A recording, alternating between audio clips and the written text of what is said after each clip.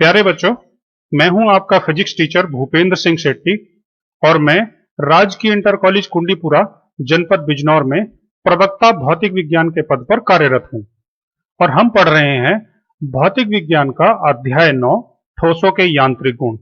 और इसमें आज हम पढ़ने वाले हैं प्रतिबल तथा विकृति और इनके प्रकार। प्यारे बच्चों, पिछली कक्षा में हमने जितने भी टॉपिक पढ़े थे वो आपको स्क्रीन पर दिखाई दे रहे हैं। और अगर आपने ध्यान दिया हो, हमने जब भी किसी टॉपिक की शुरुआत की थी, इन टॉपिक्स में सबसे पहले एक सेंटेंस जरूर आया था और वह वाक्य था, यदि किसी वस्तु पर विरूपक बल अथवा बाह्य बल लगाया जाता है तो उसके आकार अथवा आकृति में परिवर्तन हो जाता है। आज की कक्षा की शुरुआत हम जिस टॉपिक से करने वाले हैं उसका संबंध इस विरूपक बल अथवा बाह्य बल से है, जिसका नाम है प्रतिबल। और उसमें से दूसरे टॉपिक का जो संबंध है वो वस्तु के आकार अथवा आकृति में होने वाले परिवर्तन से है, जिसको नाम दिया है विकृति। तो चलिए आगे बढ़ते हैं और आज की कक्षा की शुरुआत करते हैं हम प्रतिबल से। अगर हम हिंदी की सहायता से, जिसमें हमने पढ़ा है संधि विच्छेद, उसकी सहायता से इसका अर्थ निकालने की कोशिश करें तो इसमें दो शब्द हैं, एक है प्रति और दूसरा है बल। बल के बारे में आप भली भांति जानते हैं। तो प्रति का एक मतलब होता है बदले में, अर्थात अगर हम किसी वस्तु पर बल लगाते हैं तो वस्तु के द्वारा हम पर इस बल के बदले में जो भी लगाया जाएगा उसे हम कहेंगे प्रतिबल। अब ये तो हो गया हिंदी के हिसाब से। अब आते हैं विज्ञान पर और एक उदाहरण की सहायता से इसे समझने का प्रयास करते हैं। मान लेते हैं हमारे पास ये कोई स्प्रिंग है। अगर इस स्प्रिंग पर हम दोनों ओर से विपरीत दिशाओं में बल लगाकर इसे खींचते हैं तो इसकी लंबाई में वृद्धि हो जाती है।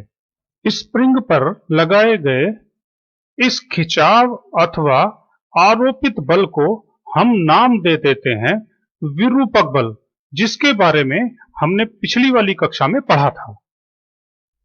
इस विरूपक बल के विपरीत दिशा में इस स्प्रिंग के अणुओं के बीच एक अंतरा आणविक बल उत्पन्न हो जाता है, जिसे हम नाम देते हैं आंतरिक प्रतिक्रिया बल। और इस आंतरिक प्रतिक्रिया बल की जो दिशा होती है इस बाह्य बल के विपरीत होती है, अर्थात जिस दिशा में विरूपक बल लगता है उसके बिल्कुल ठीक विपरीत दिशा में आंतरिक प्रतिक्रिया बल उत्पन्न हो जाता है। तो हमें ध्यान रखना है, आंतरिक प्रतिक्रिया बल और विरूपक बल दोनों के दोनों बराबर होते हैं, परंतु इन दोनों की जो दिशाएं हैं वो एक दूसरे के विपरीत होती हैं। अगर हम इस स्प्रिंग पर इस बाह्य बल को ना बढ़ाएं तो स्प्रिंग की लंबाई में कोई परिवर्तन नहीं होता है, अर्थात जो स्प्रिंग है वो साम्यावस्था में रहता है। यही घटना सभी और अन्य पदार्थों के लिए होती है। अब चाहे हम किसी रोड को मोड़ने का उदाहरण ले लें या किसी पाइप को ऐंठने का, दोनों ही जगह आरोपित बल के विपरीत दिशा में आंतरिक प्रतिक्रिया बल, जिन्हें हम प्रत्यानयन बल भी कहते हैं, उत्पन्न हो जाते हैं। इन्हीं को हम प्रतिबल कहते हैं। अब जल्दी से इसे परिभाषित कर लेते हैं। साम्यावस्था में वस्तु के प्रति एकांक अनुप्रस्थ क्षेत्रफल पर कार्यरत आंतरिक प्रतिक्रिया बल, प्रत्यानयन बल को प्रतिबल कहते हैं। इस परिभाषा के अनुसार प्रतिबल बराबर हो जाएगा आंतरिक प्रतिक्रिया बल बटे क्षेत्रफल अथवा विरूपक बल बटे क्षेत्रफल। अब ये जो विरूपक बल है उसे हम मान लेते हैं F, और यदि वस्तु का क्षेत्रफल A हो तो प्रतिबल का सूत्र हो जाएगा प्रतिबल बराबर F बटे A। अब किसी सूत्र की सहायता से उसका मात्रक निकालना आपको भली भांति आता होगा। तो जल्दी से इसका मात्रक देख लेते हैं। चूंकि हमारे पास जो सूत्र है वह है प्रतिबल बराबर F बटे A, तो ये जो F है जिसको हम कहते हैं बल, इसका मात्रक हम ऊपर लिख लेते हैं न्यूटन, और जो नीचे हमें दिखाई दे रहा है वह है क्षेत्रफल, और क्षेत्रफल का जो मात्रक होता है वो होता है मीटर स्क्वायर या मीटर की घात 2।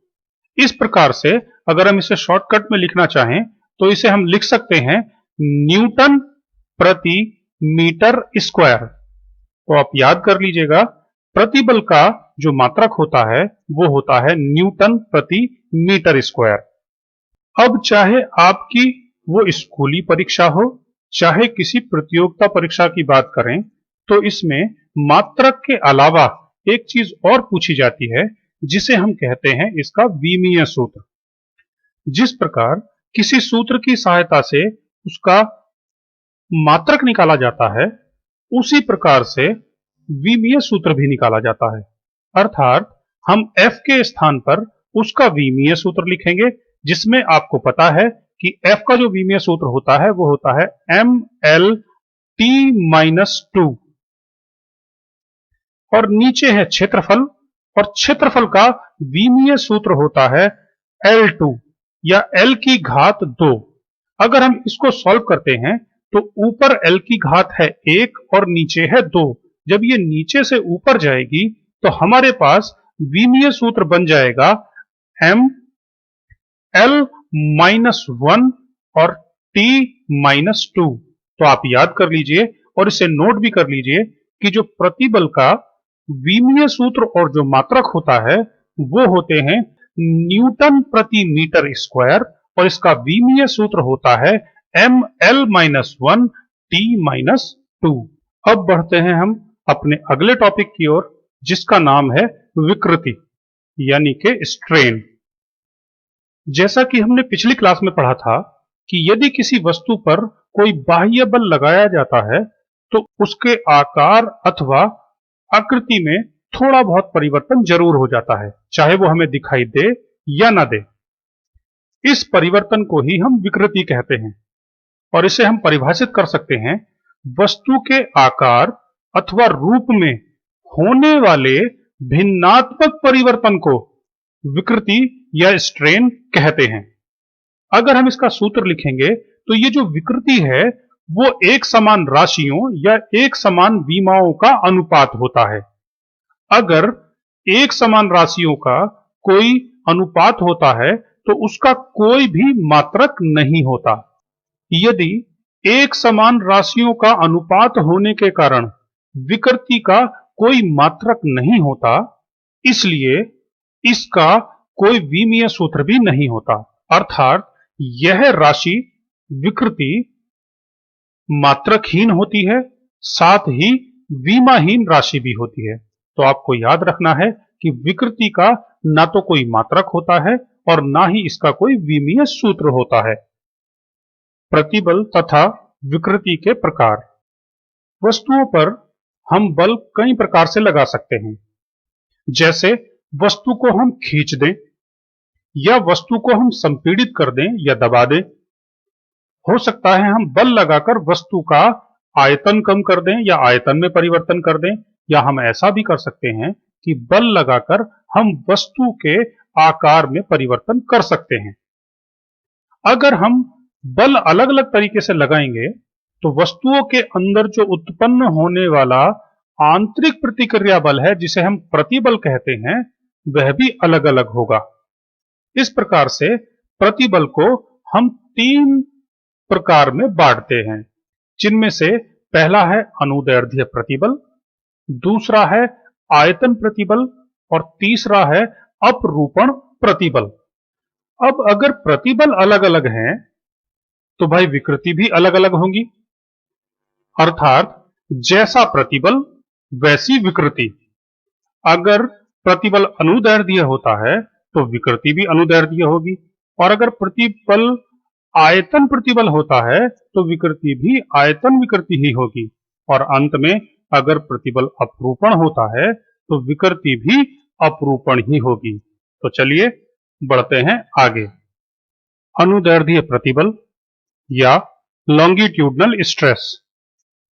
जैसा कि मैं बच्चों को हमेशा बताता हूं कि हिंदी की थोड़ी सी संधि विच्छेद, कुछ शब्द अर्थ और बहुत थोड़ा सा विज्ञान, इनकी सहायता से हम भौतिक विज्ञान की लगभग सभी परिभाषाओं को समझ सकते हैं और आसानी से लिख भी सकते हैं। जैसे यहीं पर देख लेते हैं। अब ये जो शब्द आपको दिख रहा है अनुदैर्ध्य, इसका जो मतलब होता है वो होता है लंबाई के अनुदिश। ये तो बात हो जाती है हिंदी की। अगर आप नीचे ध्यान दें तो नीचे भी लिखा हुआ है LONG, लॉन्ग। लॉन्ग का मतलब लंबा, और इसका संबंध भी किससे है? लंबाई से। यानी कि अगर हम किसी वस्तु पर कोई बल लंबाई के अनुदिश लगाते हैं, कि लॉन्गिट्यूडनल रूप से लगाते हैं, तो जो हमें प्राप्त होने वाला है वो होगा अनुदैर्ध्य प्रतिबल। तो जल्दी से इसमें विज्ञान का थोड़ा सा तड़का लगा लेते हैं। यदि किसी वस्तु पर कार्यरत विरूपक बल या बाह्य बल के कारण वस्तु की केवल लंबाई में परिवर्तन हो, तब उसके प्रति एकांक अनुप्रस्थ क्षेत्रफल पर कार्यरत आंतरिक प्रतिक्रिया बल को अनुदैर्ध्य प्रतिबल कहते हैं। जैसा कि मैंने बताया था कि जो बाह्य बल है वो लंबाई के अनुदिश लगेगा, तभी तो वस्तु की लंबाई में परिवर्तन होगा। और यहां पर हम परिवर्तन की बात कर रहे हैं, और ये परिवर्तन दो तरीके से होता है। या तो हम एक ऐसा बल लगाएं जिससे कि लंबाई में कमी हो जाए, और दूसरा बल ऐसा भी हो सकता है जिससे लंबाई में वृद्धि हो जाए। अब बाह्य बल के कारण वस्तु की लंबाई में जो परिवर्तन होता है, यानी कि लंबाई में कमी और वृद्धि को हम एक उदाहरण की सहायता से समझ लेते हैं। मान लेते हैं ये हमारे पास कोई सिलेंडर है या कोई बेलन है, जिसकी प्रारंभिक लंबाई को हमने मान लिया है ये है कैपिटल L। अगर हम इसकी लंबाई के अनुदिश इस पर बल लगाते हैं तो देखते हैं कि क्या होता है। अब देखिए, इस बेलन को हमने थोड़ा सा बल लगाकर बाहर की ओर खींच दिया, तो इसकी लंबाई में वृद्धि हो गई। अब हम बलों पर ध्यान दें। हमने जो दोनों तरफ बल लगाए हैं वो इस लंबाई के अनुदिश लगाए हैं। अब इस वस्तु के एकांक परिच्छेद क्षेत्रफल या अनुप्रस्थ क्षेत्रफल के द्वारा जो बल लगाया जाएगा उसे हम कहते हैं अनुदैर्ध्य प्रतिबल। लेकिन चूंकि वस्तु को हमने बाहर की ओर खींचा है, इस कारण इस वस्तु में तनाव उत्पन्न हुआ है। तो अब इस तनाव के कारण जो हमें प्रतिबल मिलता है उसे हम कहते हैं तनन प्रतिबल या टेंसाइल स्ट्रेस। इसके विपरीत अगर इसी बेलन पर हम बल की दिशा को उलट दें, यानी कि पहले हम जो बल था वो हम बाहर की तरफ लगा रहे थे, अब हम इसको कंप्रेस करेंगे, संपीड़ित करेंगे, या कह सकते हैं दबाएंगे। अगर हम इस वस्तु को थोड़ा सा दबाते हैं तो इसकी लंबाई में थोड़ा सा परिवर्तन हो जाता है, यानी कि ये जो लंबाई है इसमें थोड़ी सी कमी आ जाती है। और अगर हम ध्यान से देखें, इस समय भी जो हमने बल लगाया है वो इस बेलन की लंबाई के अनुदिश ही है। यहां पर भी जो प्रतिबल हमें मिलने वाला है वो भी अनुदैर्ध्य प्रतिबल ही होगा। बस अंतर यह है कि हम वस्तु को संपीड़ित कर रहे हैं, इसलिए इस प्रकार के अनुदैर्ध्य प्रतिबल को हम कहते हैं कंप्रेसिव स्ट्रेस या संपीड़न प्रतिबल। अभी अभी हमने दो उदाहरण देकर जो बात कही थी उसको जल्दी से संक्षेप में देख लेते हैं। यदि विरूपक बल के प्रभाव से वस्तु की लंबाई में वृद्धि हो, तब अनुदैर्ध्य प्रतिबल को तनन प्रतिबल या टेंसाइल स्ट्रेस कहते हैं। इसी के विपरीत हमने देखा था कि यदि वस्तु की लंबाई में कमी हो, तब अनुदैर्ध्य प्रतिबल को संपीड़न प्रतिबल या कंप्रेसिव स्ट्रेस कहते हैं। या हम ऐसा भी कह सकते हैं कि ये जो तनन प्रतिबल है और ये जो संपीड़न प्रतिबल है वो असल में अनुदैर्ध्य प्रतिबल के ही भाग हैं। अर्थात जो अनुदैर्ध्य प्रतिबल है वो दो प्रकार का होता है, नंबर एक तनन प्रतिबल और नंबर दो संपीड़न प्रतिबल। अनुदैर्ध्य विकृति, लॉन्गिट्यूडनल स्ट्रेन। अब जैसा कि हमें पता है, अगर प्रतिबल अनुदैर्ध्य होता है जो बाह्य बल है वो लंबाई के अनुदिश लगाया जाता है, तो वस्तु के आकार अथवा आकृति में जो परिवर्तन हुआ है, वो जो विकृति उत्पन्न हुई है, वह भी तो अनुदैर्ध्य होगी। अगर वस्तु की लंबाई में कोई परिवर्तन हुआ है, तो उस विकृति को हम अनुदैर्ध्य विकृति ही कहेंगे। लेकिन विज्ञान के तौर पर इसकी परिभाषा को पढ़ लेते हैं।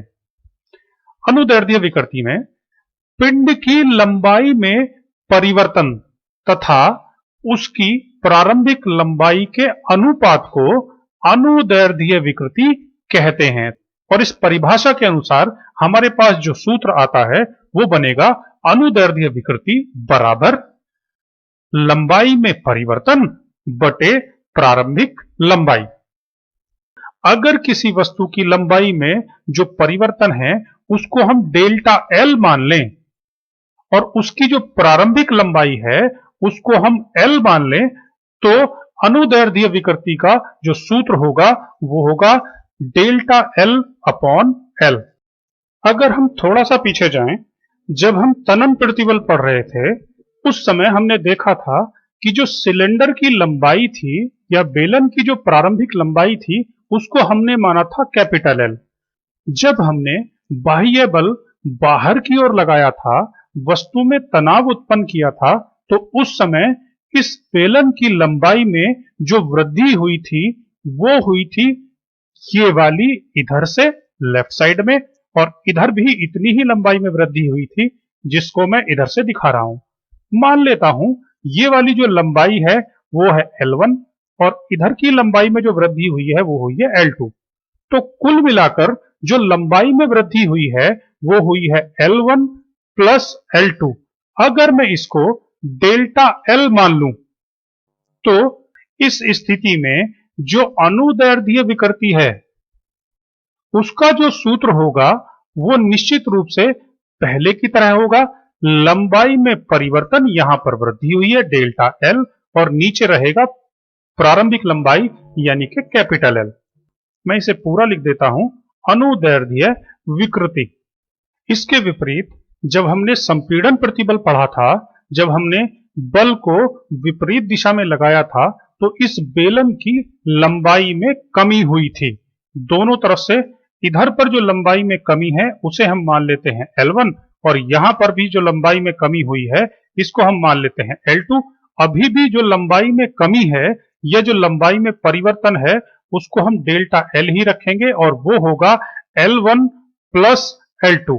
तो इस प्रकार से जो अनुदैर्ध्य विकृति है उसका सूत्र अभी भी डेल्टा L अपॉन L ही आने वाला है। तो आप समझ गए होंगे कि चाहे लंबाई में वृद्धि हो चाहे वो लंबाई में कमी हो, अनुदैर्ध्य विकृति हर हाल में डेल्टा एल अपॉन एल ही आने वाली है। अब आते हैं इसके मात्रक और विमा पर।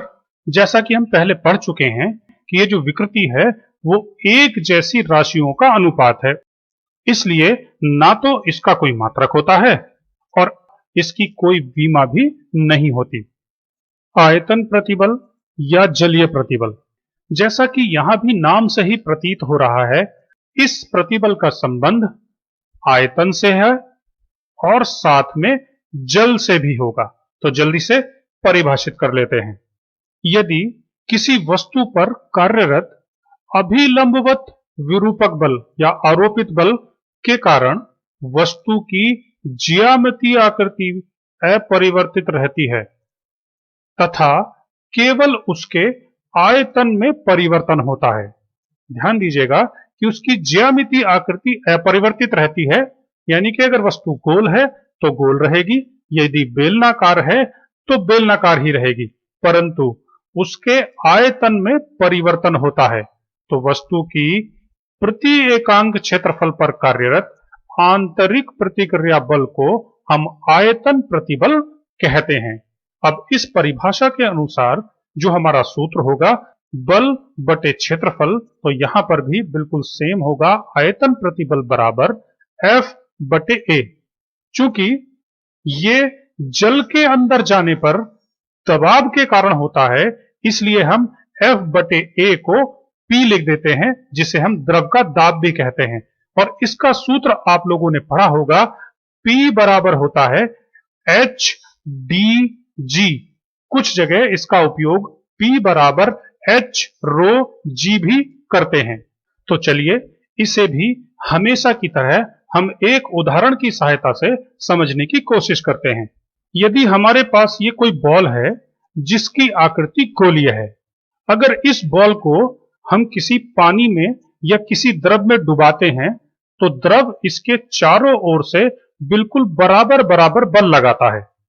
अगर यह बल लगाएगा तो इस बल के कारण इसकी ज्यामितीय आकृति तो वही रहेगी, यानी कि यह वस्तु गोल है तो गोल ही रहेगी, परंतु इसके आयतन में थोड़ी सी कमी हो गई है जो आपको चित्र में दिखाई दे रहा है।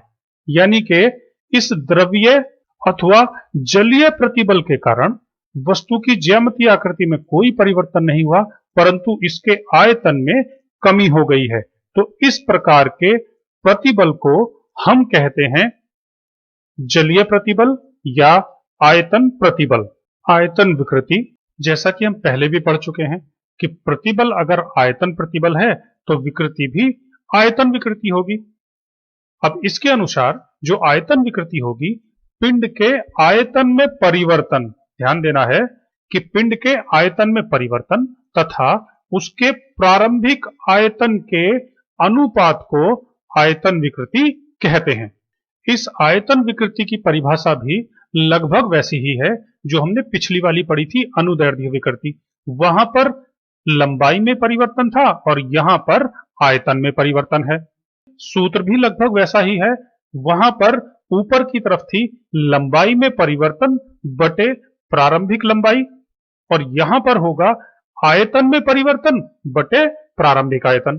अगर किसी वस्तु के आयतन में परिवर्तन को हम डेल्टा V मानते हैं और यदि उसका प्रारंभिक जो आयतन था अगर वो V हो तो आयतन विकृति का सूत्र डेल्टा V बटे V।